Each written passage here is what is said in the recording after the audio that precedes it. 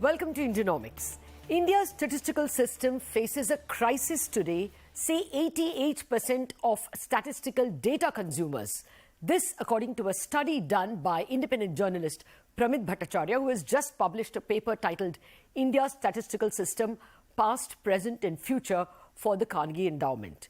This paper highlights many well-known problems with Indian statistics. The decadal census, which was due in 2021, not yet being conducted, to the increasing unreliability of key data sets like the GDP itself after doubts were raised about the corporate data that it uses from the MCA21. 3, the government not publishing, very important, the Consumer Expenditure Survey of 2016. And why is it important?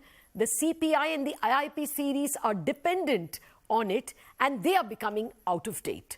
Now, Bhattacharya's paper points to several other systemic problems, like 1, the perceived lack of independence of the National Statistical Organization, the NSO, instances of the government wanting to control the data narrative, conflict between the MOSPI, the Ministry of Statistics and Program Implementation, and various arms of the government, hurting the quality and importance of statisticians at the central and the state level, lack of financial and human resources. I can go on.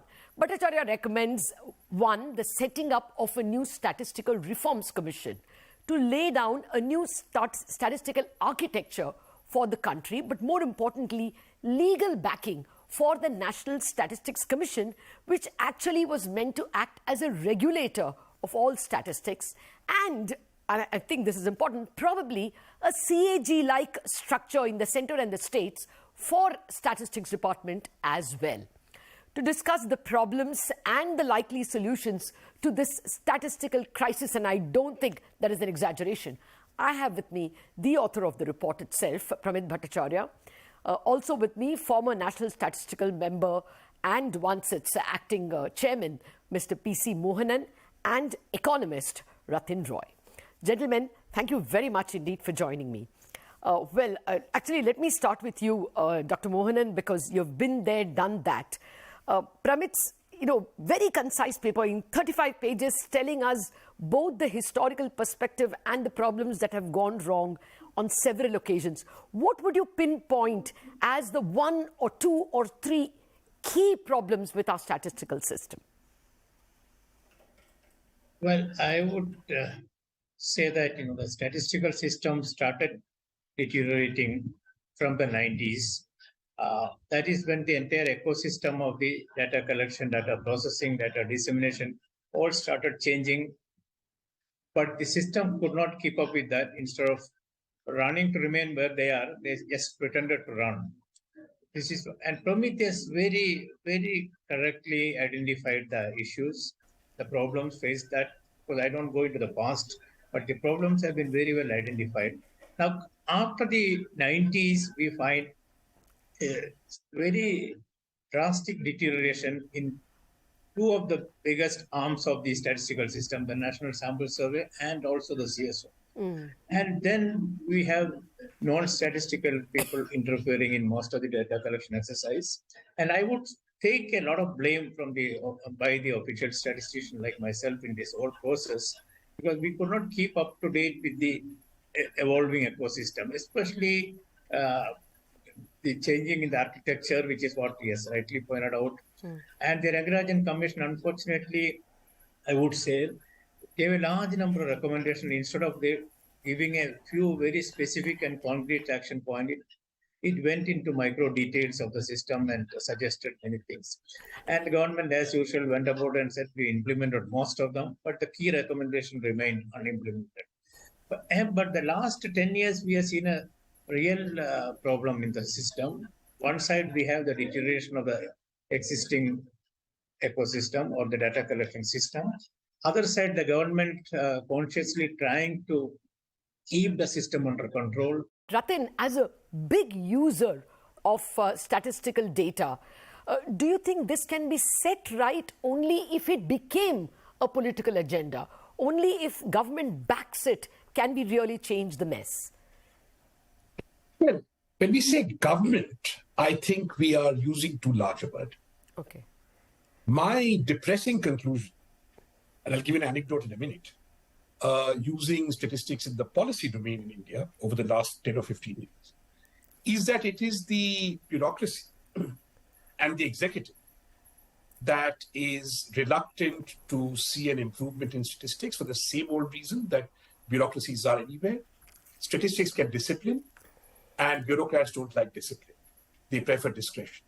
So let me give you an example. When I joined the Finance Commission as a chief economist back in 2009, I discovered that central and state governments produced their own versions of GSDP, gross state domestic product. And the Planning Commission produced a reconciled set just for the Finance Commission, which they kept secret from the public until the Finance Commission report was published. For the very good reason that, because I was part of this, the way the GSDP numbers that were agreed between the Planning Commission and the states was a political party.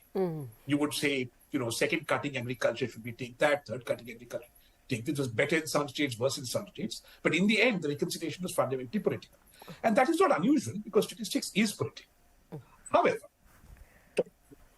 one of the major reasons why you would want to use statistics or even care about them would be if you wanted to do evidence-based planning and forecasting. As I said, I've been saying now for 2 or 3 years, the central government, the government of India, is no longer in the business of evidence-based forecasting. Simple example. Let's ask anybody in the government of India, the Reserve Bank, what is the GDP of India going to be in 2027? Not $5 trillion economy and all that. Require no stats for that. That's an expression. Or what is going to be the structure of the Indian economy in 2027? What is going to be the contribution of agriculture, of industry, of finance, of services? No one has a definitive answer, and no one is interested in a definitive answer. When that happens, then all that happens when statistics comes out is a bunch of froth, which is people say income has gone down, GDP has slowed down, GDP has increased. But there is no particular policy relevance to that ecosystem conversation, which is entirely normative to say government is good, government is bad. So when government is not interested in using statistics to plan and forecast properly, whether it's fiscal statistics, whether it's industrial statistics, whether it's GDP statistics, the statistical system is going to suffer. And the last stage of that, of course, has been the census, which I have a theory on, which I will not air. But what does the government use the census for? What is it needed for? It has all the information it needs encapsulated in Amrit Kaal and $5 trillion economy. For the rest, statistics is only an inconvenience. And therefore, as the competence of government declines in doing economic statecraft, the ability to keep the statistical system robust is going to come down. It is no coincidence. And Pramit brings this out so well that despite the bureaucratic squabbles that took place between 1950 and let's say 1980, the government had a stake in the statistical system because it needed that information to be able to plan forward. It does not now. And that is why, a major reason, the system is addictive. Okay, Pramit, now to the author of the report. I'm giving you the last chance because I summarized the report a little bit. But you tell me, where do you see the rot first? As Dr. Mohanan says, can something be done even without too much of political help? So I agree entirely with what the others said, that it's not entirely a political problem. But when it comes to the solution, the political leadership has to be a part of it, and not just at the central level, also at the state level. So far, most of the discussion we are having about center, and rightfully so. But the evidence that I've collected suggests that things are far, far worse at the state level. And state governments, in most cases, are not very concerned about it, with a few exceptions.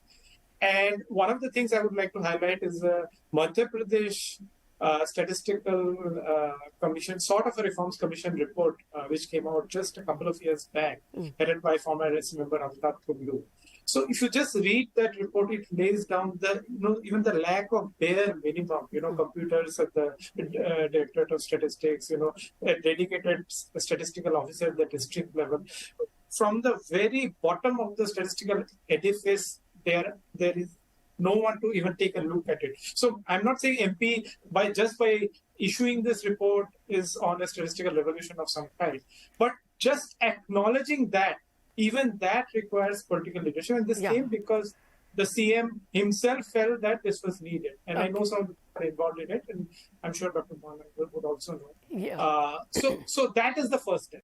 No, actually, you say that even Kerala is making initial steps. You Yes. said 2 states, and that is where you are pinning your hopes that hopefully, some state governments will move.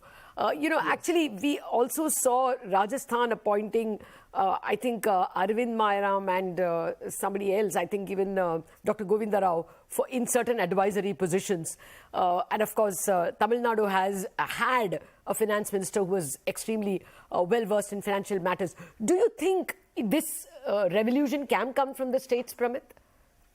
Yes, so there is certainly much more interest in state capitals, including Chennai, where I'm based now, than was the case, say, even 5 years back. So that's a big positive that I would take away. The second thing is, even in the financial sector, more and more people are speaking up today compared to, say, 10 years ago.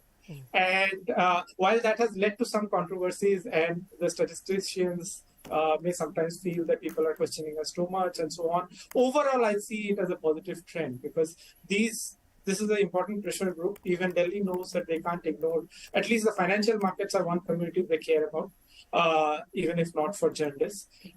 So that can act as a sort of important pressure group. And I do think that the rest of us as citizens, as data consumers, whoever, wherever we're based, I think we need some sort of a, data users union to sort of advance the agenda of transparency and accountability in the statistical system. Because see, this political pressures, deterioration of statistical system is not unique to the Indian democracy. Okay. UK also had such an example between 1980 and the early 2000s. And after that, there was change, there was reforms. They completely revamped their statistical system, set up a new statistical authority, and which partly influenced the Rangaratne Commission. But the difference there is a Royal Statistical Society in the UK, comprising of statisticians, economists, and data users who kept on persistently asking the right questions, putting pressure on the government. Without that kind of an outside pressure, governments will just ignore this agenda, because this is not something that is going to get votes in. That's a very interesting point. Actually, two of these lobbies can get together if the financial markets and professional statisticians together ask the same questions. Maybe the pressure will be good enough for the government to answer. And will foreign investors, if they increase in number and depth, start questioning and ask for more data? Could that be a pressure group? Those questions after the break. We are back in a minute.